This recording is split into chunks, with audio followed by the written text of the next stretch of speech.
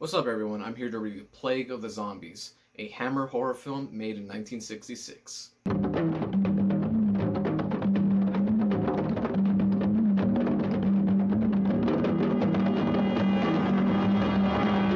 So the movie starts with a doctor named Dr. Peter Johnson, or Jameson, with his daughter receiving a letter from a village claiming that the letter that was sent was by his pupil, his student, his a close friend, and the close friend's wife.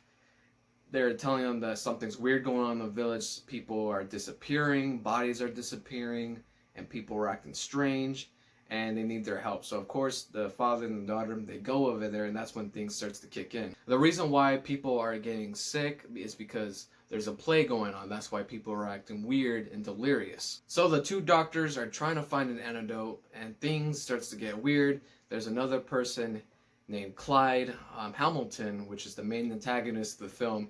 Pretty much he is a cult leader, he has a cult following, and what his cult does, they kidnap corpses from graves and pretty much use voodoo methods to resurrect them from the dead. So that's Plague of the Zombies. Dead. But no corpse can remain at peace in this village of the undead, this land of the zombies.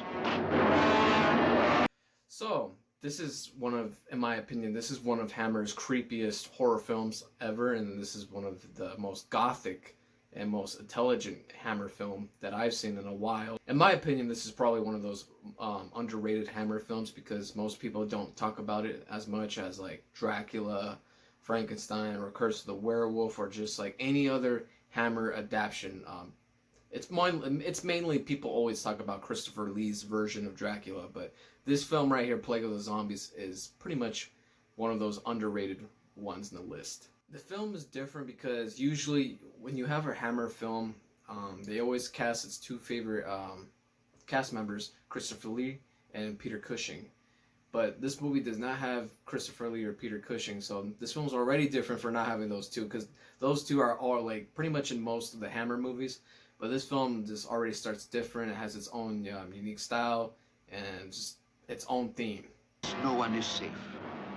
No one can hide from witchcraft, superstition, and fear. So like I said, personally, I like this movie. Yes, it's cheesy at times, but come on. This movie was made in 1966. So for a late 60s horror film, it's pretty good, especially for an old English Gothic Hammer horror film. It's really good, it's well done, well acted, the choreography is great, the costumes, the makeup is great. Of course, you have that cheap paint blood, but that's what makes it so special. Witchcraft. That corpse wandering on the moors is an undead, a zombie. A place dominated by men without morals, whose bloodlusts are excited by hunting a human. Well, obviously, it's not the first zombie movie, don't get me wrong.